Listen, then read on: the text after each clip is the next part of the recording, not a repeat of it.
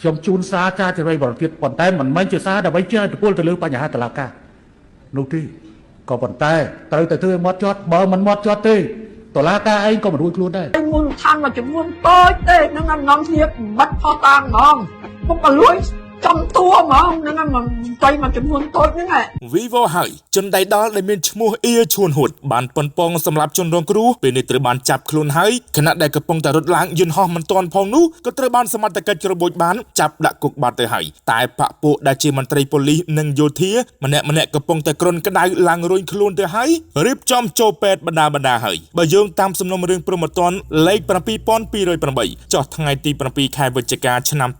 2024 របស់អាយកាអមស្រាដំបងរាជធានីភ្នំពេញបច្ចុប្បន្នជនដៃដល់ឈ្មោះអៀឈួនហួតដែលកំពុងតែដាក់ពាក្យនៅតុលាការសុំនៅក្រៅឃុំនោះដោយនៅថ្ងៃទី 30 ខែកញ្ញាឆ្នាំ 2025 នេះគ្រួសារជនរងគ្រោះបានស្នើសុំយ៉ាងទទូចទៅដល់ថ្នាក់ដឹកនាំក្រសួងមហាផ្ទៃនិងស្ថាប័នតុលាការមេត្តាធ្វើយ៉ាងណាវែកមុខជនបង្កជាមួយនឹងជនដៃដល់ 3 នាក់ទៀតដើម្បីមកចាត់ការតាមនីតិវិធីច្បាប់ដែលជនទាំងនោះពិតជាមានចេតនាបង្កប៉ុនប៉ងមនុស្សឃាតដោយការប្រើប្រាស់ខ្សែក្រវ៉ាត់ក្បាលដែកយកទៅវាយបំបែកក្បាលជនរងគ្រោះចំនួន 2 នាក់ដែលជាស្នាដៃរបស់ជនដៃដល់ឈ្មោះអៀឈួនហួតដែលបានចាប់ខ្លួននៅព្រលានយន្តហោះនោះបើយោងតាមសម្ដីរបស់បងស្រីដែលជាសាច់ញាតិរបស់ជនរងគ្រោះបានប្រាប់មកកាន់ TNM ថាករណីប៉ុនប៉ងមនុស្សឃាតនេះបានកើតឡើងកាលពីថ្ងៃទី 6 ខែកញ្ញាឆ្នាំ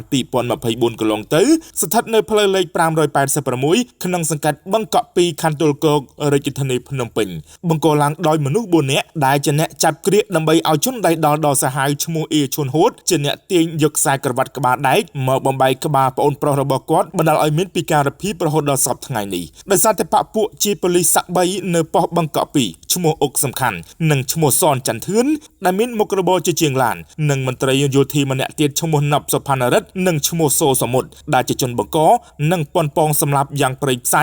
បណ្ដាលឲ្យបាក់ឆ្អឹងជំនី2និងបែករលាក្បាលយ៉ាងធ្ងន់ធ្ងររីឯម្ដាយជនរងគ្រោះក៏សូមគោរពស្នើសុំទៅដល់ប្រមុខថ្នាក់ដឹកនាំក្រសួងយុទ្ធភ័ពនោះគឺឯកឧត្តមកើតរិទ្ធសូមមេត្តាជួយអន្តរាគមន៍និងសូមទៅដល់ស្ថាប័នតុលាការគ្រប់ជាន់ថ្នាក់ទាំងអស់សូមជួយពិនិត្យមើលកុំឲ្យជនដៃដល់សាហាវព្រៃផ្សៃម្នាក់នេះបានចេញនៅក្រៅឃុំជាដាច់ខាតទៅលើករណីនេះដោយក្តីអនុគ្រោះពីព្រោះថានេះគឺជាអំពើឃោរឃៅយងខ្នងជាទីបំផុតជានេះទៅទៀតនោះសូមគោរពស្នើសុំទៅដល់ឯកឧត្តមអភិសន្តិបណ្ឌិតសសុខាឧបនាយករដ្ឋមន្ត្រីក្រសួងមហាផ្ទៃសូមមេត្តាឯកឧត្តមចាត់វិធានការចំពោះមន្ត្រីនគរបាលប៉ុស្តិ៍បឹងកក់ 2 ដែលជាជនបង្ក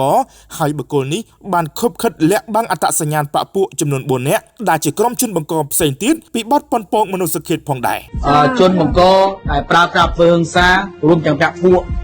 ប្រើប្រាស់ពើហិង្សាទៅលើកូនអ៊ំមានឈ្មោះខ្លះទី1គឺកូនម៉ែភូមិបឹងកក់ 1ឈ្មោះអៀជំហួតទី2ឈ្មោះ